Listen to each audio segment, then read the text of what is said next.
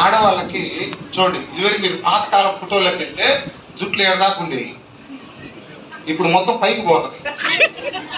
నేను ఒక సవరాలు చేసుకున్నారు. ఒక ఆమె మైకి కొట్టుకొని తిరుగుతుంది, కేజీ 2000 3.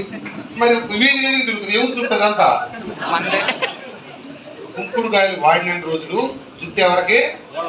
షాంపూలు వచ్చినాయి, జుట్టు మొత్తం. ఇదివరకు మీ ఇళ్ళకి వస్తే ఏం చేసేవాళ్ళు అంటే మజ్జిగ మంచినీళ్ళు ఇచ్చేవాళ్ళు. ఇప్పుడు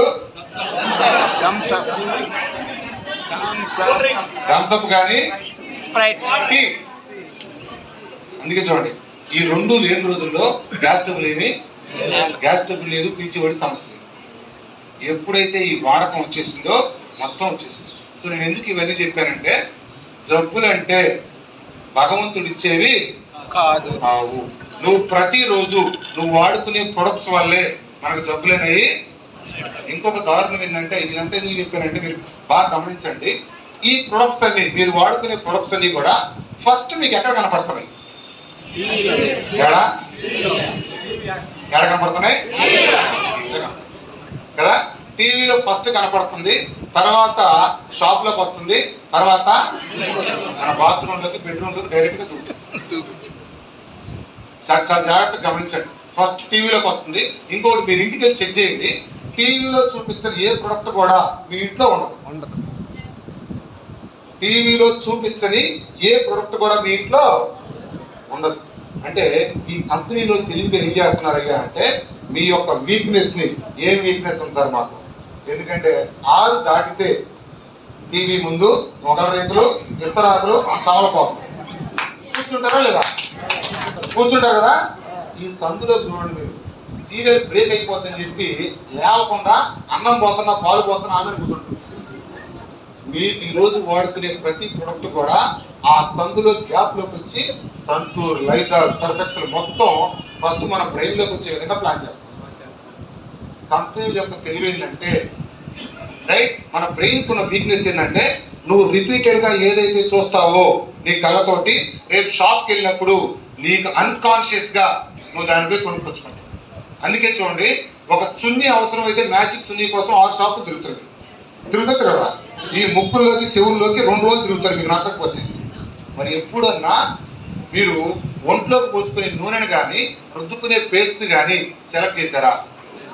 అదేం సార్, ఈ భూమి మీద నువ్వు ఎన్ని రోజులు బతకాలనేది నువ్వు ఒంటి మీద వేసుకునే చున్నీ నిర్ణయించిందా, ఒంట్లో పోసుకునే నూనె నిర్ణయించిందా? మరి నూనెనేమో లటక్కని తీసుకొచ్చి పచ్చకన పోసుకొని ఉంటుంది, సున్నీకేమో 6 షాపులు తిరుగుతుంది. ఇది సార్ గ్యామ్లింగ్. అంటే బయట జరుగుతున్న విషయం ఏంటంటే, ప్రతి ప్రొడక్ట్ కూడా మార్కెట్లోకి వచ్చేది వాళ్ళు ఎలా పడితే అలా తయారు చేసి సెలబ్రిటీలు చూపిస్తే ఇది ఏదైనా వాడుకుంటారని చెప్పి కొన్ని కోట్ల రూపాయలు మహేష్ బాబుకి, సమంతకి, నాగార్జునకి, వీళ్ళందరికీ ఇచ్చి ఆ తిక్కల సబ్బులు, పేస్టులు, నూనె మొత్తం మార్కెట్లోకి వచ్చే విధంగా చేస్తారు. అందుకే చూడండి సార్, మీ నాయనమ్మకి లేని పీసీఓడి మీకు ఎందుకు వచ్చింది? మీ తాతకు లేని గ్యాస్ స్టవ్ మీకు ఎక్కడ వచ్చింది? ఎందుకంటే ఈ ప్రొడక్ట్స్ ఏమి కూడా అప్పుడు లేవు. అంటే ఈ కంపెనీలన్నీ కూడా తెలివిగా ఏం చేస్తున్నాయి అంటే, ఒక సెలబ్రిటీకి ఇస్తే, కొంత మహేష్ బాబు అడిగారు, సార్ నువ్వు తాగే వాటర్ బాటిల్ ఖరీదు 600 రూపాయలు, నువ్వు చూపించే థమ్సప్ నువ్వు తాగి చెప్తున్నావు అని అడిగారు ఒక ఇంటర్వ్యూ. దెబ్బతో యాడీయటం అనుకున్నాడు. ఎందుకంటే దాంట్లో కెమికల్ ఉంటుంది, అది తాగితే హానికరమని ఆయన తెలుసు. వాళ్ళు అవి తాగరు, మన చేత తాగిపించినందుకు ఏటా 5 కోట్లు ఇస్తాడు. ఆ విధంగా ఆయన చూపించే సబ్బు, పేస్ట్, సన్ డ్రాప్ ఆయిల్ చూపించే రాధిక, ఈ లెవులు కూడా మీరు వాడే ప్రొడక్ట్లు వాడే పని అయితే ఆయన కొండ మీద చూసినట్టు మహేష్ బాబు తాగి నువ్వు మెట్లు దిగు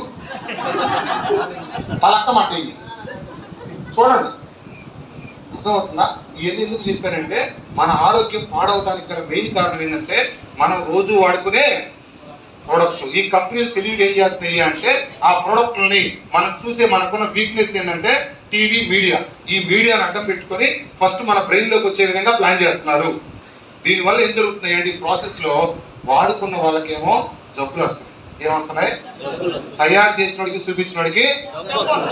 మళ్ళీ చెప్తున్నా, మీరు వాడే ప్రతి ప్రొడక్ట్ మీద కొన్ని కోట్ల రూపాయలు యాడ్కి, టీవీకి వెళ్తున్నాయి. జబ్బులేమో మనకు వస్తున్నాయి, డబ్బులేమో అంతెందుకు సార్, మనకి ఈ మధ్య ఆర్టికల్ WHO సర్వే ఇచ్చింది, లేడీస్ ఈ ప్యాంట్లు వాడద్దు, ప్యాంట్లు వాడకం మొదలైనప్పటి నుంచే క్యాన్సర్ స్టార్ట్ అయిందని చెప్పి ఆల్రెడీ ఆర్టికల్ వచ్చింది గూగుల్లో. కానీ టీవీలో మళ్ళీ యాడ్ చేశారు. ఒంగోలులో మన రవి సార్ చెప్తున్నాడు, మా రవి సార్ ఇదివరకు ఒక క్యాన్సర్ హాస్పిటల్ ఉండేదంట, ఇప్పుడు 4 రెడీ చేసుకున్నారు. ఎందుకు తెలుసా? రాబోయే 10-15 సంవత్సరాల్లో ఇంటికి ఒక క్యాన్సర్ పేషెంట్ ఉంటాడని చెప్పి WHO సర్వేలో తెలియదు. అంటే మన క్యాన్సర్ వస్తే వాడు డిసైడ్ అయ్యాడు, వాడు డిసైడ్ అయ్యి ఆల్రెడీ డిసైడ్ పెట్టుకుంటున్నాడు. ఆ విషయం వాళ్ళకి తెలిసింది కానీ మనకి ఇది బయట జరుగుతూ ఉంది. అయితే ఈ డైరెక్ట్ సెల్లింగ్ అనేది ఎందుకు వచ్చింది?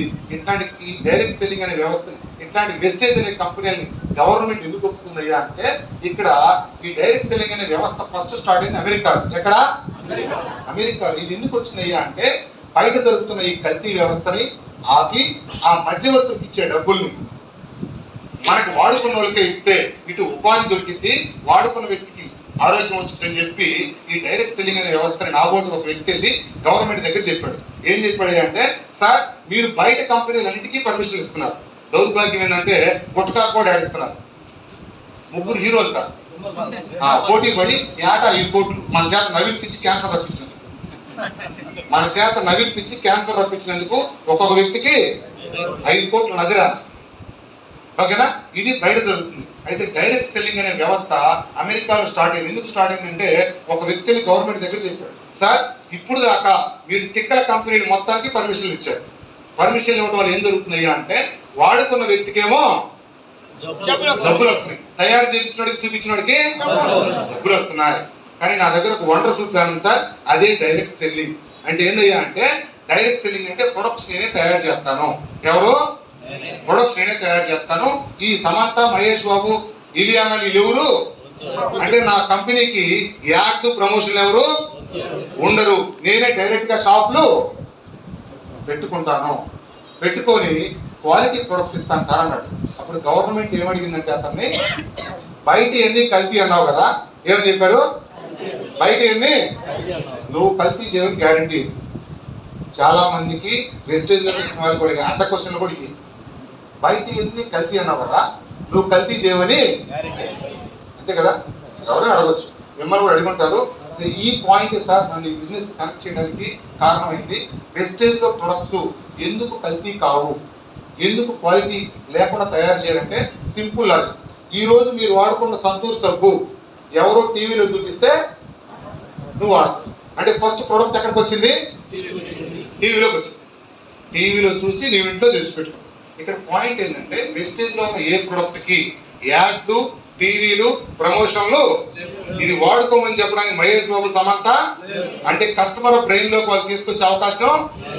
మరి ప్రొడక్ట్స్ ఎలా ముందరకు వెళ్ళాలంటే, వాడుకున్న వ్యక్తి వాడుకున్న తర్వాత బాగుంది అంటే ఇంకొకరే చెప్పాలి. వెస్టేజ్ లో ప్రొడక్ట్స్ ఎందుకు కల్తీ కావు అంటే, ఎందుకు కల్తీ చేయరు అంటే, ఇక్కడ కల్తీ చేసిన, క్వాలిటీ తగ్గించిన ఫస్ట్ నష్టపోయేది కంపెనీ. ఎందుకంటే జనాలని మ్యానిపులేట్ చేయడానికి కానీ, జనాలని మభ్య పెట్టడానికి కానీ ఇక్కడ వెస్టేజ్ అవకాశం. ఎందుకంటే ఇక్కడ మీకు వచ్చిన ప్రతి ప్రొడక్ట్ కూడా వాడిన వ్యక్తి వాడుకున్న తర్వాత బాగుంటే ఇంకొకరే చెప్పాలి, బాగలేకపోతే అంటే బాగుండేలాగా తయారు చేసిన బాధ్యత ఎవరి మీద ఉంది? ఈ ఒక్క కారణం చేతనే అమెరికానే కాకుండా 120 దేశాలు, మన భారతదేశంతో ఇంక్లూడింగ్ భారతదేశం, ఈ డైరెక్ట్ సెల్లింగ్ వ్యవస్థని లీగల్ చేయడం జరిగింది.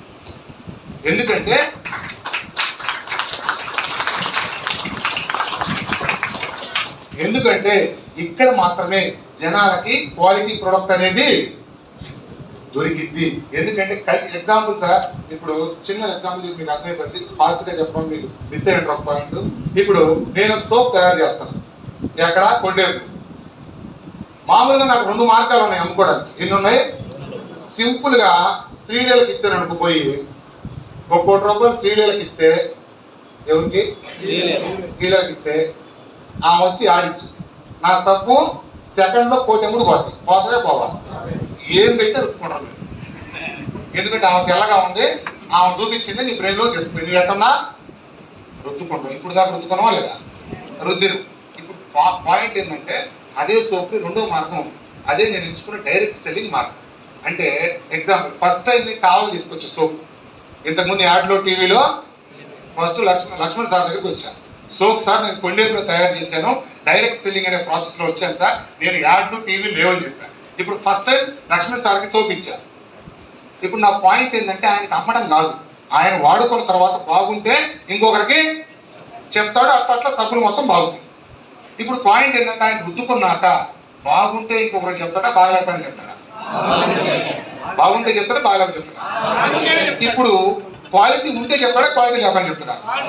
క్వాలిటీ ఉండేలాగా తయారు చేసిన బాధ్యత ఎవరి మీద ఉన్నది? నా మీద. ఇక్కడ క్వాలిటీ లేకపోయినా కల్తీ చేసినా నష్టపోయేది ఇది కంపెనీకి ఉన్న రిస్క్. వెస్టేజ్ ప్రొడక్ట్స్ మనం ఎందుకు వాడుకోవాలంటే వాళ్ళు ఇప్పుడు కాదు సార్, 20 సంవత్సరాలు కాదు, ఈ భూమి మీద వెస్టేజ్ కంపెనీ ఉన్నంత కాలం కల్తీ చేసిన, క్వాలిటీ తగ్గించిన నష్టపోయేది కంపెనీనే. కాబట్టి ఆ రిస్క్ అతనే తీసుకోడు. అర్థమైందా? అర్థమైందా కాదా? అర్థమైంది, ఒకసారి సపోర్ట్.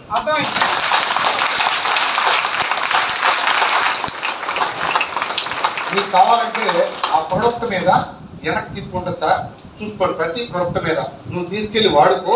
నీకు ఏదైనా పడకపోయినా, నీకు నచ్చకపోయినా, నీకు ఏదైనా సైడ్ ఎఫెక్ట్లు వచ్చినా 28 రోజుల లోపు తీసుకొచ్చిస్తే రిటర్న్ తీసుకుంటామని రాస్తుంది. ఓన్లీ వెస్టేజ్ ప్రొడక్ట్స్ మీదనే రిటర్న్ పాలసీ ఉంటుంది. నువ్వు ఇంటికి వెళ్ళి నువ్వు వాడే సోపు పేస్ట్ మొత్తం తిరగేయండి, ఒక్క ప్రొడక్ట్ మీద రిటర్న్ పాలసీ ఉంటే వాడు. ఇంకొక ఆయన అడిగారు మాట, సార్ రాసి అబద్ధం ఆడితే, ఇప్పుడు రాసేది బాగానే ఉంది, మళ్ళీ అబద్ధం ఆడితే అబద్ధం ఆడదని గ్యారెంటీ ఉంది సార్. దండం పెట్టి చెప్పేది ఏంటంటే కంపెనీ 10 దేశాల్లో ఉంది. ఎన్ని సార్? ఇప్పుడు చిన్న లాజిక్, 10 దేశాల్లో కంపెనీ ఉంది. భారతదేశంలో తయారైన నూనె 10 దేశాలకు బిజినెస్ చేయాలంటే, సార్ ఒక మనిషి దుబాయ్ వెళ్ళాలంటే వాడు పాస్పోర్ట్ రావడం కోసం పుట్టు పూర్వోత్తరాలు మొత్తం చెక్ చేస్తాడు. ఏడ పుట్టినాడు, ఏడన్నా కేసులు ఉన్నాయో చెక్ చేస్తారా లేదా? మరి ఒక నూనె భారతదేశంలో తయారైన ఒక పేస్ట్, ఒక సోపు 10 దేశాలకు బిజినెస్ చేయాలంటే ఎన్ని టెస్టులు జరుగుతాయి సార్? జరుగుతుంది జరగవా? మరి దానికి మనం ఇంకొక పాయింట్ ఏంటంటే, ఇంకొక పాయింట్ చెప్తానండి. ఇప్పుడు దాని మీద ఓపెన్ స్టేట్మెంట్ రాశాడు, ప్రతి ప్రొడక్ట్ మీద ఓపెన్ స్టేట్మెంట్ రాశాడు. ఇప్పుడు ఆ నూనె ఎక్కడికెళ్ళి నిజంగా నువ్వు ఇందులో కెమికల్ ఏమని రాస్తుంది? మీ నూనె మీద చూడండి, ప్రిజర్వేటివ్ ఫ్రీ అని ఉంటుంది. ఏముంటది అంటే శరీరానికి హానికరమైన కెమికల్స్ ఏమి మేము కలపట్లేదని రాశాడు నూనె మీద. ఇప్పుడు నిజంగా కలిపితే దాని మీద నువ్వు కేసు వేస్తే ఆగిపోద్దా లేదా? 9 దేశాల్లో 10 దేశాల్లో సెకండ్లో ఆగిపోతుంది. ఇప్పుడు దాని మీద రిస్క్ ఎవరుకుంటుంది సార్? అంటే నోటి మాట చెప్పడం వేరు, రిటర్న్ స్టేట్మెంట్ రాయడం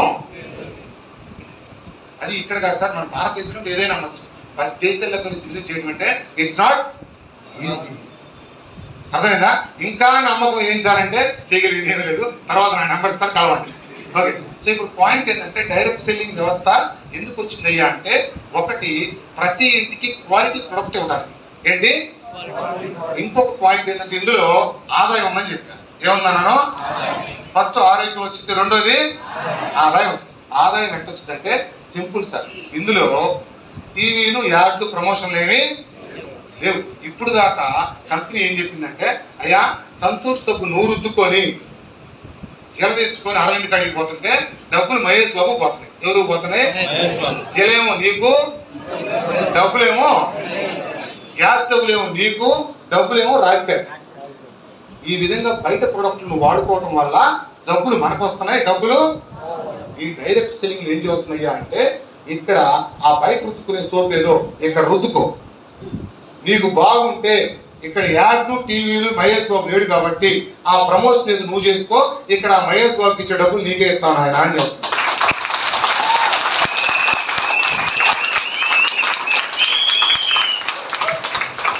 అర్థమైందా? ఇక్కడ ప్రొడక్ట్స్ ఏటికి కూడా యాడ్లు, టీవీలు, ప్రమోషన్లు ఉండవు కాబట్టి ఆ ప్రమోషన్ పాత్రని మనకే ఇచ్చి మన చేతనే ఆ లీడర్స్ బిల్డ్ చేయించి బిజినెస్ బిల్డ్ చేస్తున్నాం కాబట్టి అందులో డబ్బులు అనేవి మనకే. అంతేగాని ఎవరు డబ్బులు ఎవరికి? నువ్వు వాడుకునే సబ్బులు, పేస్ట్ మీదనే కొన్ని కోట్ల రూపాయలు ఇప్పుడు దాకా సెలబ్రిటీలు పోయింది. ఈ కంపెనీ ఏం చేస్తుందంటే ఆ ప్రొడక్ట్స్ నువ్వే వాడుకునైనా, వాడుకుంటే ఆరోగ్యం, పని చేసుకుంటే డబ్బులు అని చెప్తుంది. ఓకేనా? క్లారిటీ వచ్చిందా లేదా? సో ఈ చాలా మంది సార్ ఫస్ట్ టైం ఇంత పెద్ద క్రౌడ్ చూస్తున్నాను. ఈ అవకాశం నాకు ఇచ్చినందుకు థ్యాంక్ యూ వెరీ మచ్.